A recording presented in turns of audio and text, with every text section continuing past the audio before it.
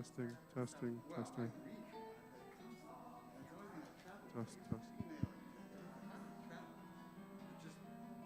Test, test, test. I thought if I were a regular worship associate, I would definitely be doing that by now. Yeah. Bert was so funny giving a list of, we have a list of things that worship associates should do, most of which I kind of just have in my body. But one of them says, if you're significantly taller or shorter than Reverend Beth, you should. And I thought, none of it the same size, not a problem. Yeah, it's not going to pick Yeah, up. right. They might, I was going to say, though, they might want to adjust it a teeny bit. Yeah. I don't think it. Yeah, I'm going to check that.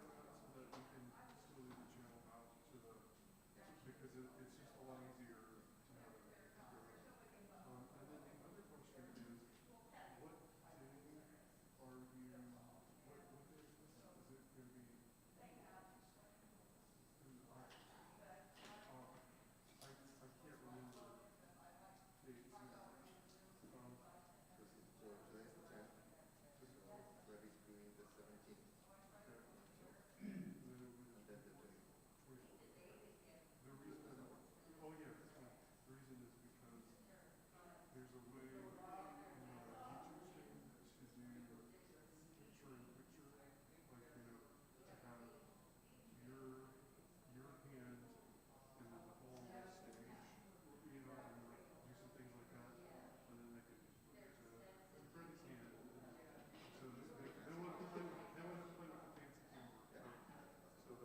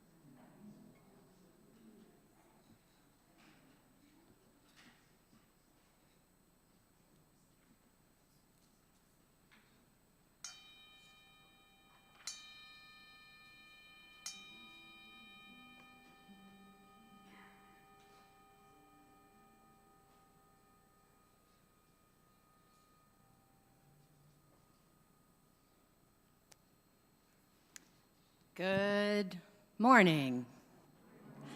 Good morning and welcome to worship at the Unitarian Universalist Church of Tucson. My name is Reverend Bethany Russell Lowe, and I have the great pleasure and honor of serving this congregation. Our community is striving to be as varied as the blooms of the Sonoran Desert.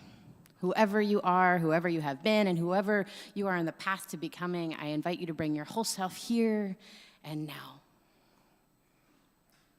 I extend a special welcome to any visitors this morning and invite you to fill out a guest information card. If you're on YouTube, our administrator, Mary Weiss, will post a link to that in the YouTube chat right now. There is also a welcome table in our fellowship hall for those of you here in person, just kind of kitty corner across the patio. There's a table there which has some clipboards with yellow sheets of paper. If you're new with us and you'd like to stay connected with us, we'd invite you to fill one of those out, and a member of our welcome team will follow up with you. And we will meet for social hour right after the service in Goddard, in that corner, in that building just this way. There will be coffee and iced tea and lemonade and sometimes some snacks and, of course, fellowship. Everyone is invited to join us. And we are a covenantal community, which means we make promises with each other about how we are together when we are together. And in these times of continuing pandemic, wearing masks unless you're speaking one person at a time, practicing some degree of social distancing if people request that, and getting vaccinated are all part of our covenant with each other. So our hope is that if you are here with us in person, our hope is that you are vaccinated as you can be. If you have some type of medical exemption, I'd love to have a conversation with you just to see how we can stay in covenant with one another. If you are unwilling to be vaccinated, our hope is that you'll join us online next week. And because we are currently continuing at a medium community risk level according to the CDC, we are unfortunately not going to have congregational singing today. However, in place of singing, there will be some videos from our Baja 4 collaboration. I invite you to tap or clap or stomp or sway, maybe even dance along to the music if you wish. Once we return to a low community risk level, we will be able to sing again together. And the words for this service draw heavily from poets and writers across southern Arizona. This is part of a larger project with the Baja 4 that's embarking on trying to create a liturgical calendar for the desert, which basically means we are working on finding and creating resources and rituals to ground us in this place that we can use throughout the year. Help us draw inspiration, not from the deciduous trees and from forests, but from actually the desert environment. So if you, I'll say as part of this welcome, if you have resources that might be helpful to us, or if you are a poet or a musician or other artist who might want to help us create for this liturgical project, I will come see me at the door, and I'd love to take down notes on what you would want to contribute or whether you might want to be contacted at a future point to become involved. Welcome. We are so, so glad that you are here.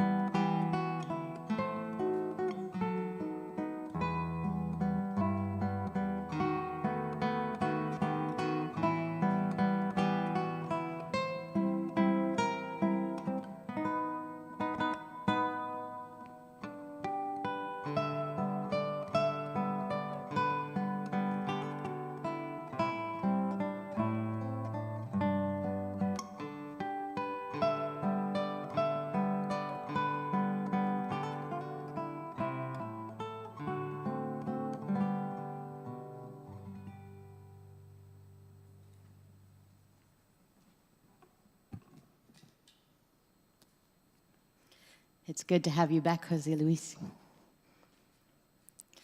Our words for a call to worship this morning come from Tanatam poet and linguist Dr. Ophelia Zepeda, called "It Is Going to Rain." She writes, "Someone said it is going to rain. I think it is not so, because I have not yet felt the earth the way it holds still in anticipation. I think it is not so, because I have not yet felt the sky become heavy with moisture of preparation. I think it is not so, because I have not yet felt the winds move their coolness. I think it is not so, because I have not yet inhaled the sweet, wet dirt the wind brings. So there is no truth that it will rain." In the spirit of tuning into our bodies' knowledge rather than the weather report sometimes, come, let us worship together.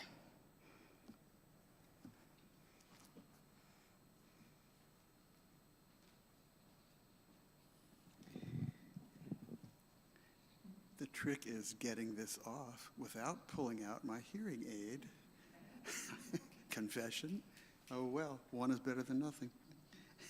Good morning. Buenos dias. I'm Bob Gordon, and I'm your worship associate this morning. Will everyone please join me in our chalice lighting words from the Reverend Kelly Wiseman Asprooth Jackson. What is this fire? A match? A wick? A flame? What is this place? Wood, stone, and glass? Yet here we have gathered, in person and virtually, before this flame, making each holy by our presence here together.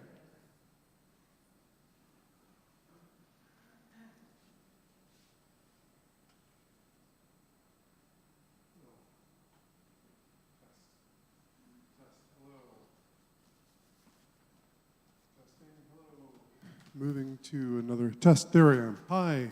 Hello. While we won't be singing aloud, I did want to draw attention to one facet of the two songs that will be used today. Both are composed by a woman named Joyce Poley, who is a UU composer and singer. She is also really close friends or acquaintances with Agnes Paulson. Agnes Paulson emeritus of this congregation, the music minister emeritus. And Agnes Paulson began asking Joyce Poley in the 1990s to compose more kids' music and stress that. And Joyce Poley, in reply to Agnes kind of haranguing her over a couple of years, published a dozen different things. And it's interesting to note that Agnes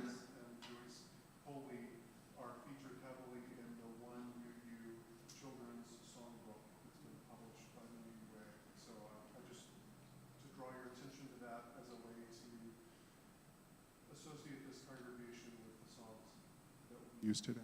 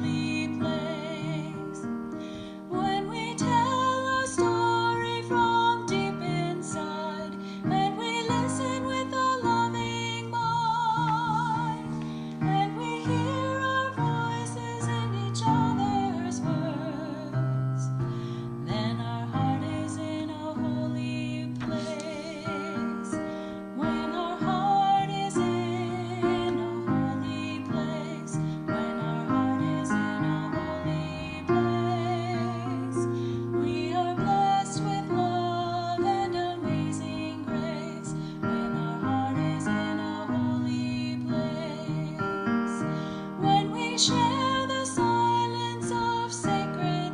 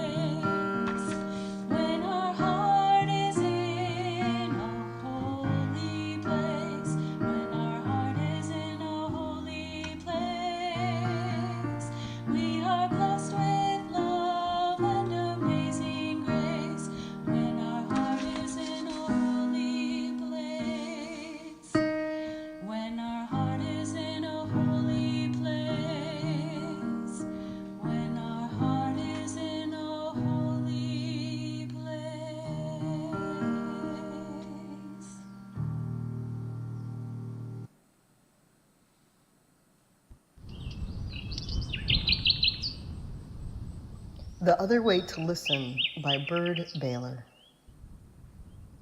I used to know an old man who could walk by any cornfield and hear the corn singing. Teach me, I'd say when we passed on by. I never said a word while he was listening. Just tell me how you learned to hear that corn. And he'd say, it takes a lot of practice. You can't be in a hurry. And I'd say, I have the time. He was so good at listening, once he heard wildflower seeds burst open to grow underground. That's hard to do. He said he was just lucky to have been by himself up there in the canyon after a rain. He said it was the quietest place he'd ever been, and he stayed there long enough to understand the quiet. I said, I bet you were surprised when you heard those seeds. But he said, no, I wasn't surprised at all. It seemed like the most natural thing in the world. He just smiled, remembering. Another time, he heard a rock kind of murmur good things to a lizard. I was there. I saw the lizard sunning on a rock. Of course, we stopped. The old man said, I wonder how that lizard feels about the rock it's sitting on, and how the rock feels about the lizard. He always asked himself hard questions like that take a while to answer.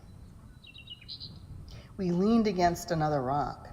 A long time passed, and then he said, did you hear that? They like each other fine. I said, I didn't hear a thing.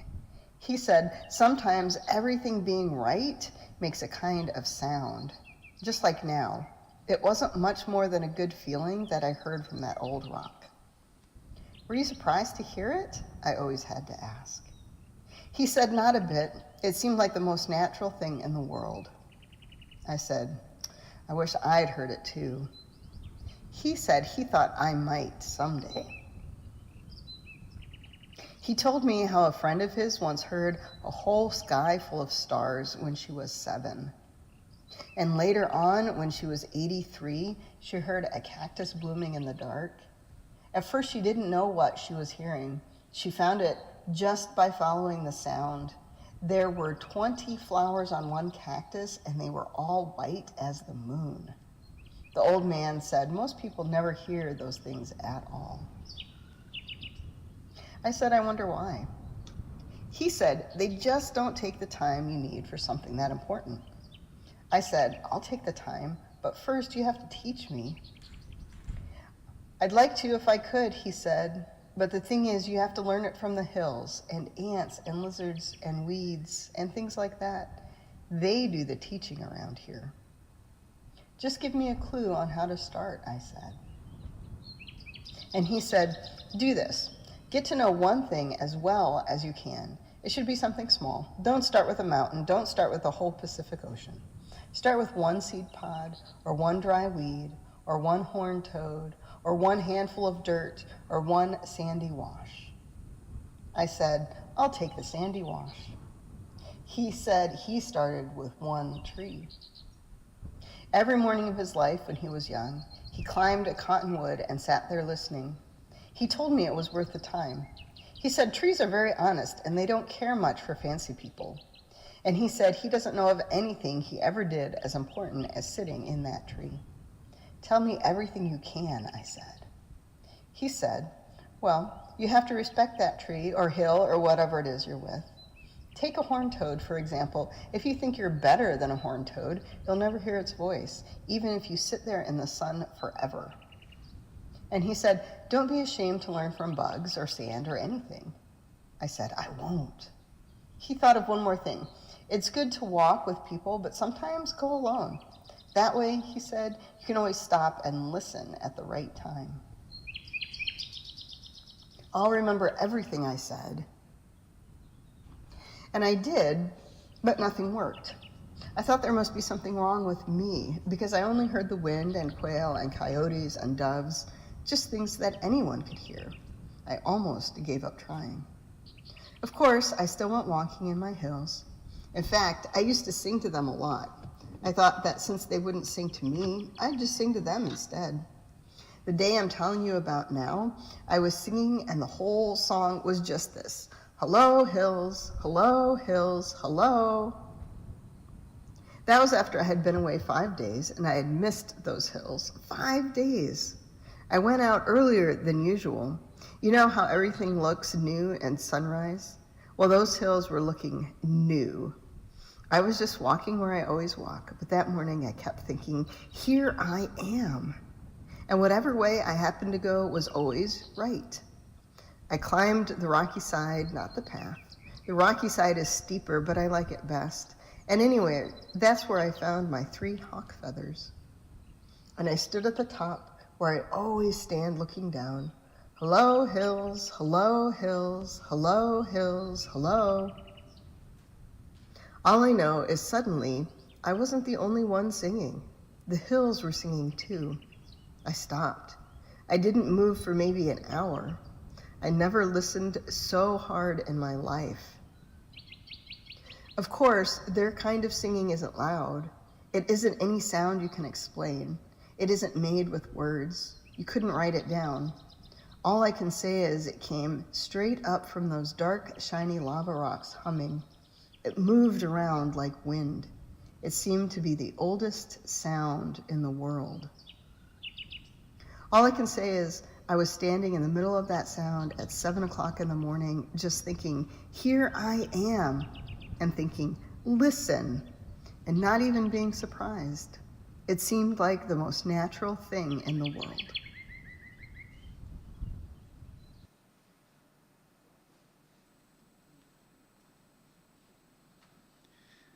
Thank you, Jamili, for another good story.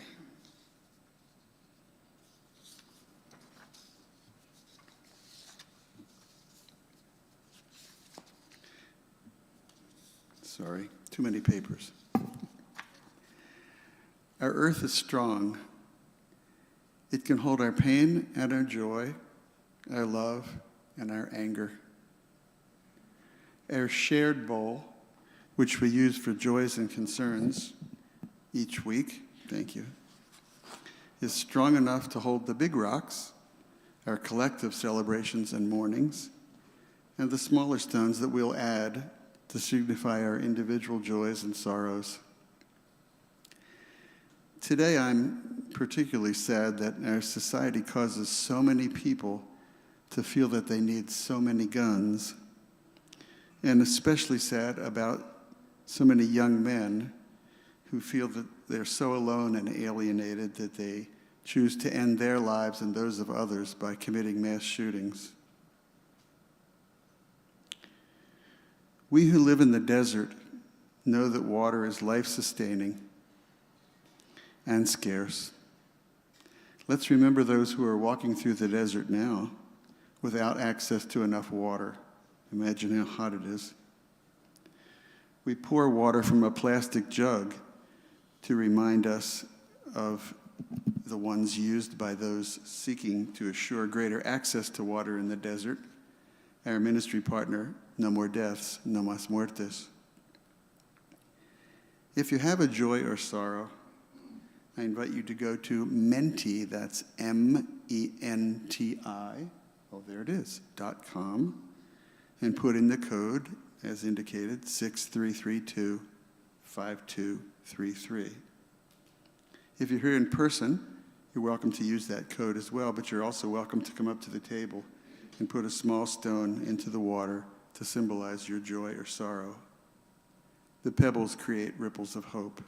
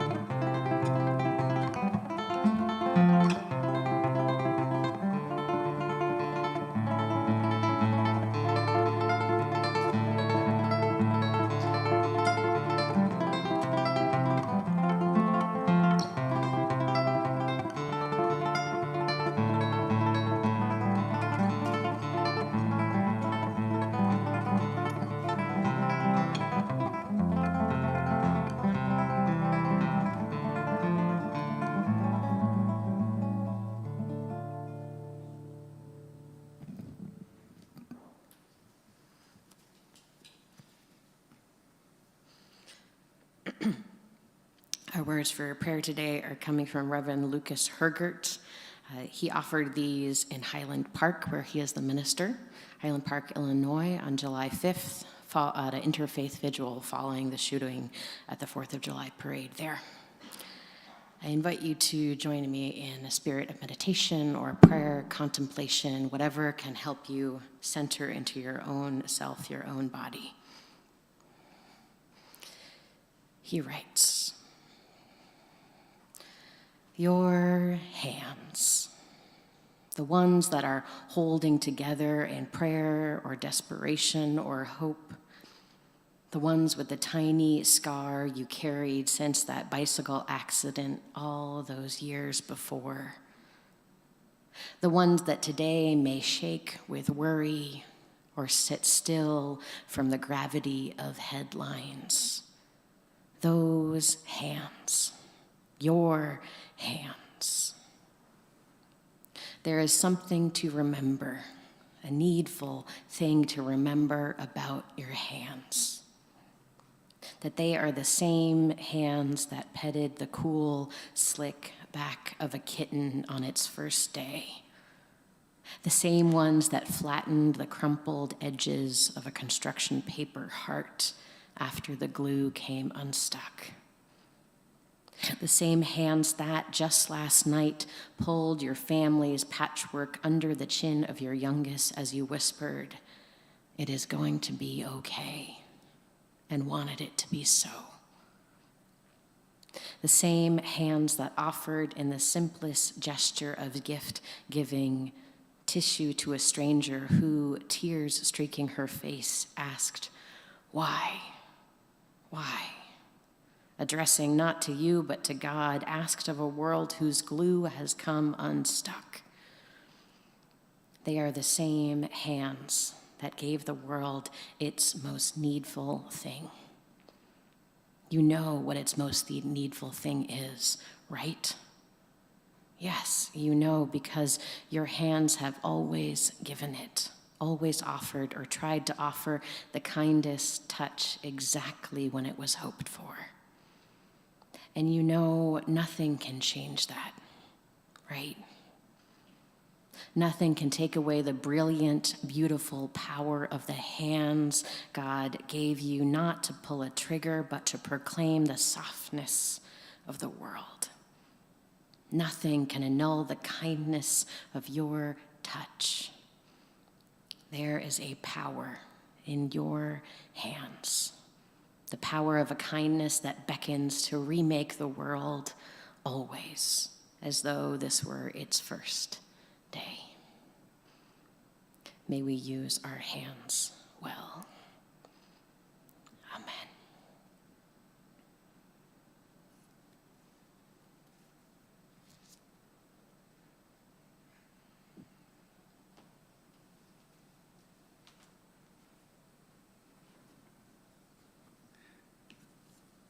Starting this month, we're returning to the practice of collecting for our Share the Plate on one specific Sunday per month. Today, half of the non-pledge collection goes to a community organization whose mission we support. Generosity is a spiritual practice, and Share the Plate is an expression of our mission. No More Deaths, No Más Muertes, is our Share the Plate recipient this month, no stranger to most of us. Half of the amount of all checks made out to UUCT that have Share the Plate in the memo line, as well as half of all cash donations, will go to No More Deaths. If Share the Plate is not written in your memo line on the check, it will not be included. If you're joining us virtually, you can send a check to the church office with Share the Plate in the memo, or give online at uuctucson.org/donate. And if you do give online, be sure to indicate that it's for Share the Plate. The mission of No More Deaths is to end death and suffering in the Mexico-U.S. borderlands through civil initiative. People of conscience working openly and in community to uphold fundamental human rights. No More Death's work embraces the faith-based principles for immigration reform as follows. Direct aid that extends the right to provide humanitarian assistance. Witnessing and recording. Consciousness raising. Global movement building.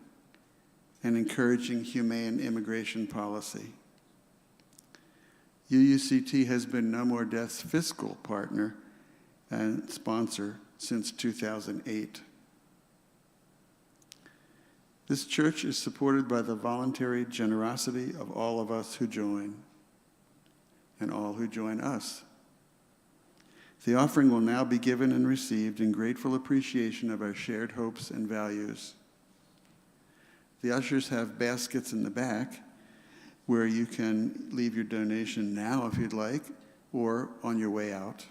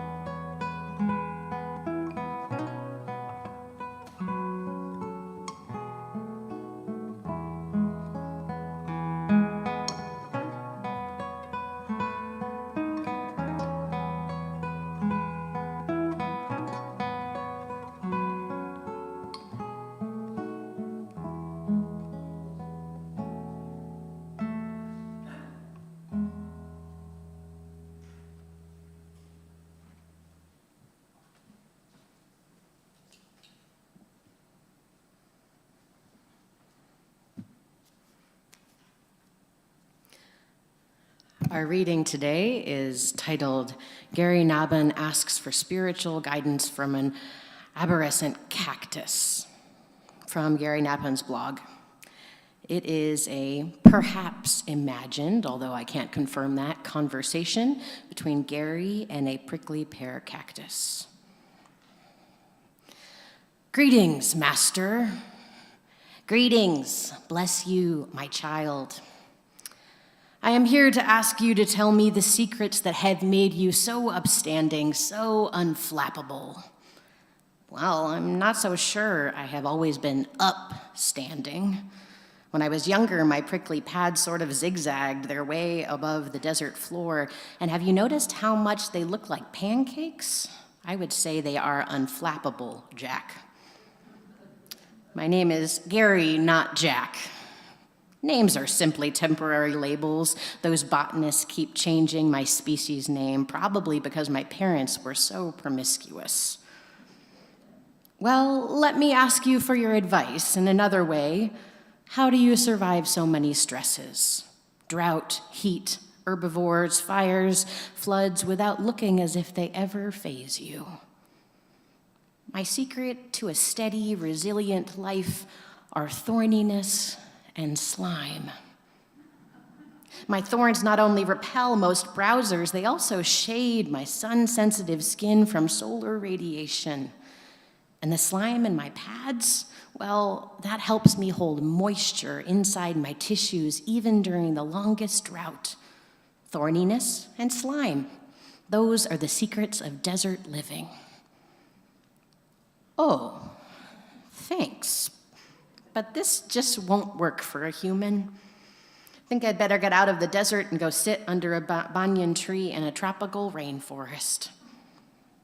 That's your choice. But watch out for crashing branches, foot rot, and fire ants. I could never live in such a crowded place. That ends our reading.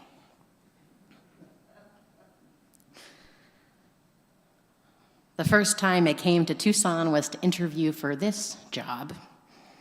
I was napping on the airplane, as you do on long flights, and woke up just as the captain was announcing our descent. I opened the window shade, and the first glance at the tall mountains, tears came streaming down my face. My mother grew up in the mountains of Colorado, a higher desert, but terrain much more similar to Tucson than the oak and pine forests I had grown up in Massachusetts. I was convinced then and now, in that moment and still, that something passed down genetically made me feel at home in Tucson among the mountains. It didn't take long for me once I moved here to feel more open with that 180 degrees of sky and the vitamin D that my body soaked up, even in the mid-July heat when we finally moved here, had a noticeable impact on my mental health in a week or less. It's taken me a little bit longer to learn in my mind about the plants and animals of the desert, but approaching the flora and fauna with a spirit of curiosity has helped counteract the reflective defensiveness that grows in me before I remember that most things in the desert are just trying to survive, not hurt or kill me. As a minister serving in the desert, I have journeyed to find spiritual resources that reflect our natural environment. It's not always easy seeking out spiritual resources that are reflective of and inspired by our desert environment that are actually positive, not negative. The resources are there, but they're not always plentiful. Now, of course, there are many of the major world traditions, right, that are based in desertous climates. Christianity, Judaism, Islam, Baha'i, etc., all originated in a desert. Not ours, but a desert. But I've had to really go searching for modern and secular prose and poetry that explores the positive aspects of the desert. The modern literary field often uses the metaphor of a desert to explore emptiness and despair. But we who live in the desert, who live amongst the cacti and the hardy trees and the hardy people, the adaptive desert animals, we know some other truths too. We know from personal experience and observable facts that the desert is a place of resilience and beauty, expansion, and interdependence. The desert offers us many questions. Among them, what happens when stillness grows in you, when you really listen, like Bird Baylor's story invited us to do this morning? How will you encounter the stranger? Strangers come across deserts. And also, what do you really need? These are spiritual and religious questions, I think. And although Gary Nabin's conversation with the prickly pear was certainly partly humorous, there is a truth to needing both thorniness and slime to survive and thrive in the desert. Thorniness, that protection that we can use to define ourselves. And slime is that reservoir of resilience within that sustains us through the hot, dry times. All humans need both that protection and also the reservoirs. For those of us who live in the desert, we don't have to look very far to know why that is so true. The desert teaches us about the impact of hoarding, which is another lesson we need to continually lean into. Asking ourselves instead, what do I really need? What do we really need? And how does our need impact others? So I think to the thorniness and slime, we need a balance of community and accountability that can lead us to a healthy interdependence with our desert, with this creation around us. Because we know, the animals know, the trees know, the plants know that living in the desert is not always an easy thing. Tucson poet Lauren Camp writes in her poem, "Sometimes when I feel betrayed, I need to lean against the desert to remember desire isn't the end." And she continues, "The cactus insists on blooming from joints eye holes, meaning what splits from this gives me the fortune to open and welcome. I must want what is empty. What does it mean to want what is empty? If desire isn't the end, what is? I don't have an answer that can satisfy everyone, but I do know of one road that could offer us, you, an answer, road to answer those questions for yourself. Our 21st century humanness can sometimes make us feel separate from the natural environment around us. And the impact of colonization has created a deeper divide between our humanness and the natural interdependence around us. To break open that division, I'm going to see if we can read a poem together. Projection team, are we prepared to? No. Okay. I'm going to read a poem for us. From Logan Phillips, who's a Tucson-based poet, DJ, and cultural worker. This poem was called Chuksan, after the original name of this area, or one of the original names of this area. This is a found poem, which means that the poet uses phrases and words from other authors and reconstitute them in the form of this poem. And I'm going to encourage you to go to the order of service from this morning and look at the poem because it's laid out really cool. So we're missing something by not looking at it.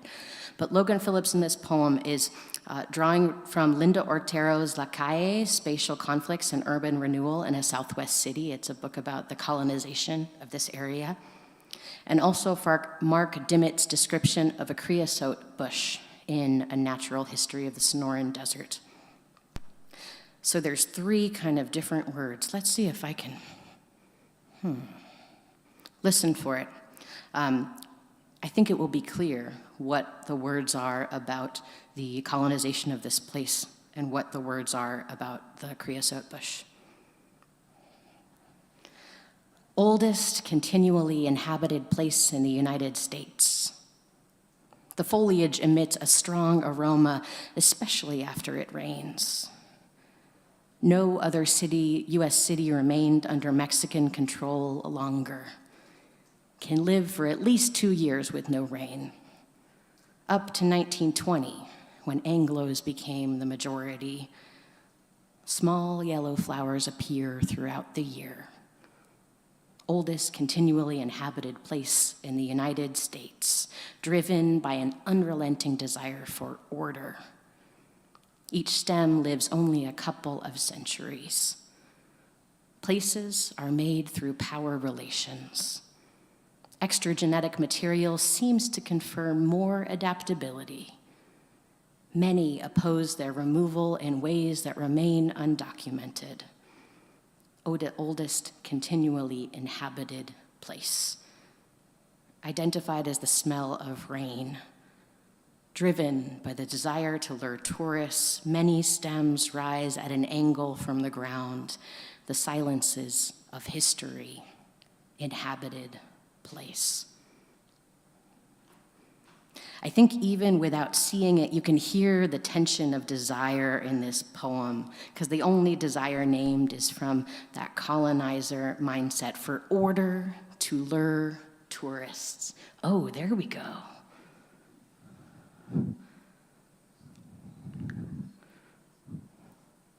Okay. Do you want to read it together? Okay. Here's how it's going to go. If you're online with us, I would love for you to read the bolded stuff in the middle with me. The left side of the sanctuary, you're going to read the text that is justified to the left side of the screen. And the right side of the sanctuary, if you're in the middle, choose a side. The right side of the sanctuary, you're going to read the stuff justified on the right side of the screen, but in the order that it makes some sense, right? Let's try it. Oldest continually inhabited place. Wait, let's read it line by line, okay? So we're going to go top to bottom. I'm reading bolded. Let's try it. I'll point. I know, but it's different than my page, so here we go. Oldest continually inhabited place in the United States.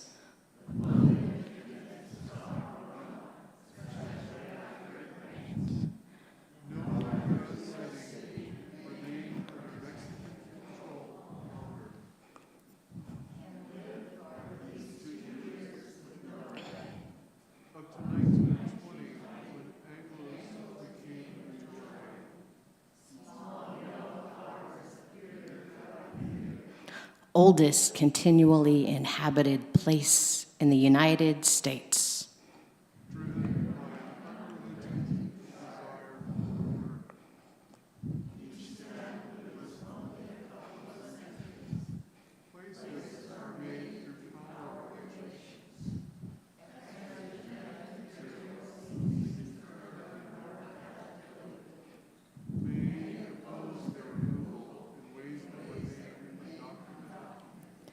Oldest continually inhabited place.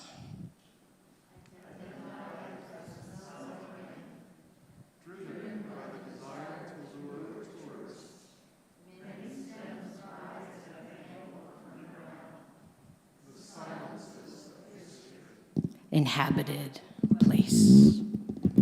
You can hear the tension a little bit more. I didn't pick the side because you were sitting there. It's just how it was laid out, right?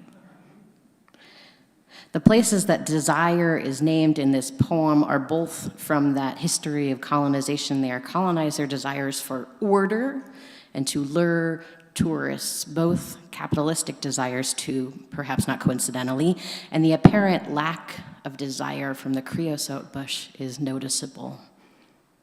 The idea of what it might mean to inhabit a space is questioned, breaking open further about questions about what decolonizing desire might look like. This poem led me to wonder what an indigenous perspective on the desert might help us learn. And I picked up this book, When It Rains, which is a book in O'odham language and English from O'odham and Pima authors, edited by Dr. Ophelia Zepeda. And I'm going to read a few of those poems for us. The first is from Floretta Rhodes. These are quick, so tune in. Once I walked with sadness. I walked to the river. My sadness was lost. This one's real quick. From Helen Ramon, called Oya. Earth, pebbles, water, pretty. And again from Helen Ramon. The desert is our home, there where saguaro are many, where greasewood is green, smelling nice. The desert is cactus fruit, prickly pear, choya, mesquite beans. The desert is work, but for our good. The desert is for our good. These poems brought up a lot of questions in me, but one is that what would shift if our primary desire was to be in relationship with creation, with one another, and with ourselves? Another desert dweller from a different time and a different desert, Rumi, lived across the Persian desert most of his life. So he knew that the desert presents this apparent scarcity to the human mind. And to counteract this mindset, he turned towards his Muslim faith and called upon the spiritual resources of his God to get him through. He wrote a few lines as translated into English from Persian by Ivan Granger. He wrote, "Not only do the thirsty seek water, the water too thirsts for the thirsty." The shift towards not only my needs, but also how my needs put me in relationship with creation is what we can come if we start from a place of enoughness rather than scarcity. Perhaps counterintuitively, the mindset of abundance can help us take less and be in healthier relationship with creation. I believe that this shift towards abundance is one that we who dwell in the desert need to keep revisiting as we walk our individual spiritual paths. If we don't actively orient our world towards a possibility, we will only notice what we don't have, what isn't there, and what can't be. And this, as we know, leads us to hoard resources and focus on ourselves. It disconnects us from creation and from our desert. Now, I'm not saying we don't need some thorns like the prickly pear does to protect what needs protecting. We certainly need some of that slime, that reservoir of stuff for what times get hard and hot. And as human beings with these magnificent minds, we also need to be oriented towards possibility and beauty, the here and now. We need to be oriented towards abundance, towards a deep belief that there is enough for all who have what they need. Food and shelter, medical care and spiritual care, these are things that we all need. A reorientation towards abundance, towards that there is enough for all of us, will not start climate change in its tracks. It will not fill the water basins. It will not magically release us from the triple digits, in the short term at least, but it will keep our bodies and spirits oriented towards a truth of the universe, that there is enough for all of us if we stay in relationship and work to fill everyone's essential needs. Because the truth is that there is enough to meet our needs if, and that's a big if, we reconstruct our minds and our culture towards community and relationship. Friends, we have what we need. I want you to feel that in your bones. And beauty is out there surrounding us. If we can decolonize ourselves, if we can decapitalize our world, we are thorny and slimy creatures, and we are also enough. We have enough. Where in your life do you need to say or hear this message? Who in your life needs to hear these words? I believe in my bones that we are in this together, that we are interconnected with one another and all of creation, and that we are enough, that there is enough. May we make it so. Blessed be, and amen.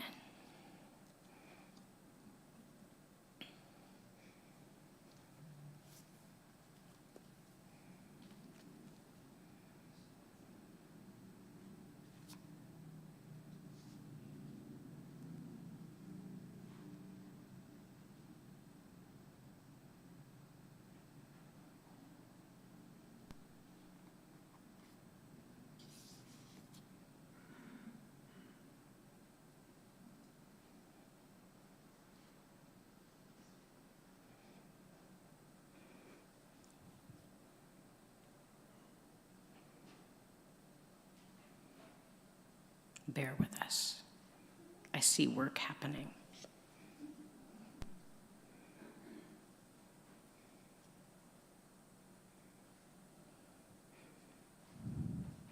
And if technology is not on our side this morning, that's okay.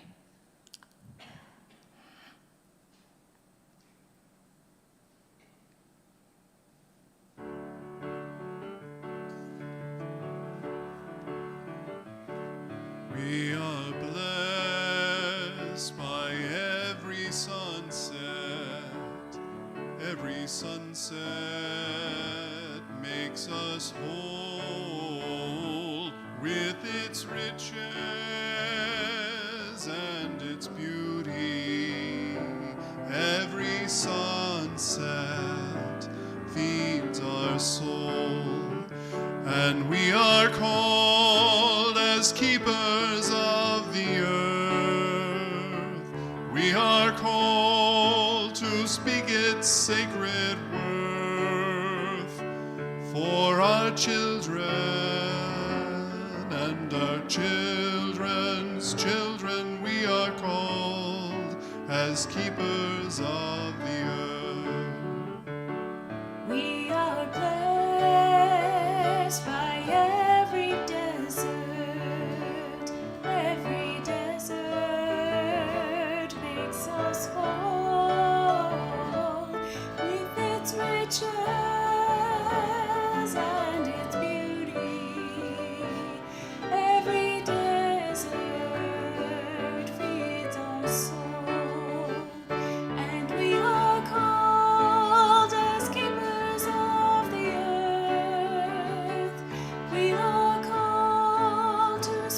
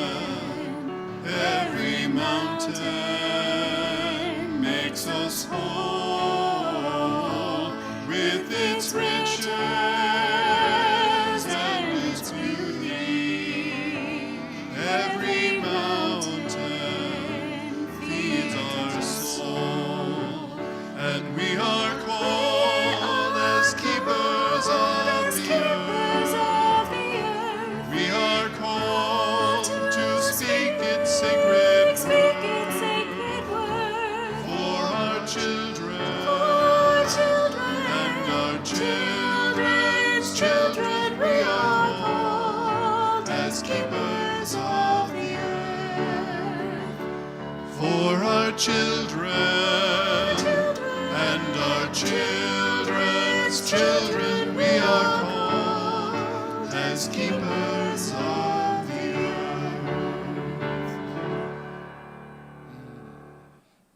Thank you for that music, Brian and Shakayla. I miss hearing her voice sometimes.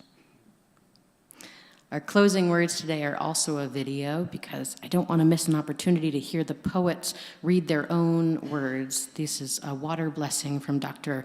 Ophelia Zepeda with an introduction by the author that I think helps us understand the work. And then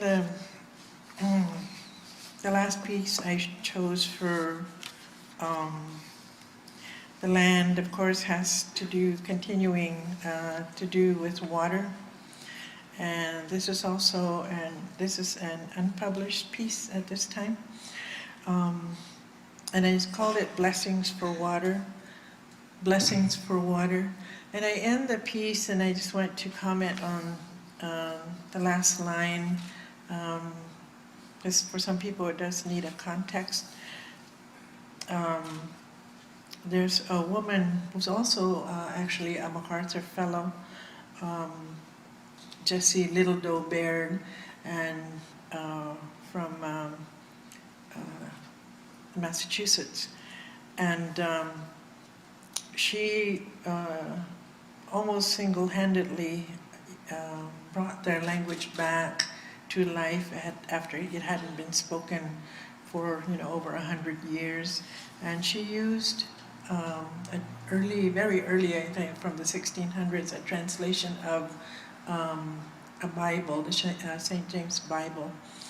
And I remember visiting her at her home when she was working on this language revitalization project. And this Bible, she had a copy of it, and it's very thick.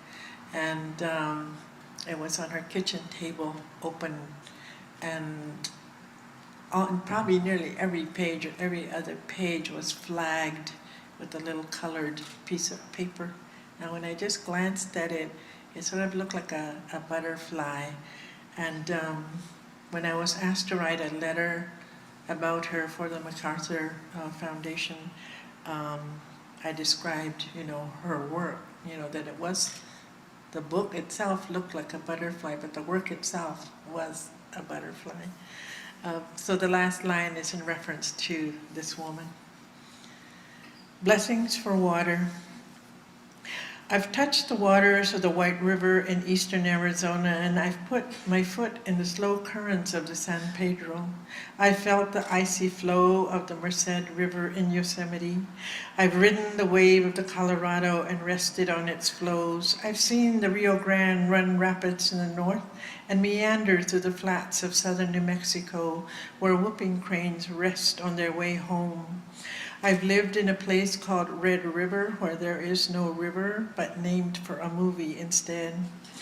I've lived near the Relito River, a river named twice, a river that can flow with the best during rainy winters and rich summer monsoons, a dry riverbed most of the year, harboring the dreams and debris of homelessness. For the larger bodies of water, we must pray at their feet and give gifts. I have done so and record them here. I have offered blessings at the Pacific Ocean in San Diego, Los Angeles, La Jolla, Venice, and Ventura Beach, with vacationers and frisbee chasing dogs as witnesses. I've offered prayer at a dry, hot desert beach at the Gulf of Mexico, with only Mexican fishermen caring for nets as alibis. I've humbled myself on the black beaches of Hilo, Hawaii, and another time at Waikiki, oblivious to bronze bodies and surfers. I've offered blessings only once at the Atlantic Ocean, at Martha's Vineyard, with the woman who shook her language from sleep. So that's the water.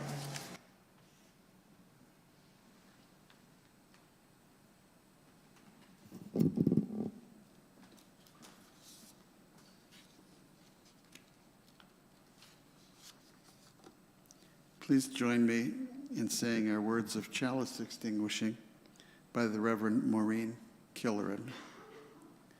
This is the message of our faith: to act with passion in the face of injustice, to love with courage in the midst of life's pain. This is the meaning of our chalice flame. May it empower our hearts until we are together again.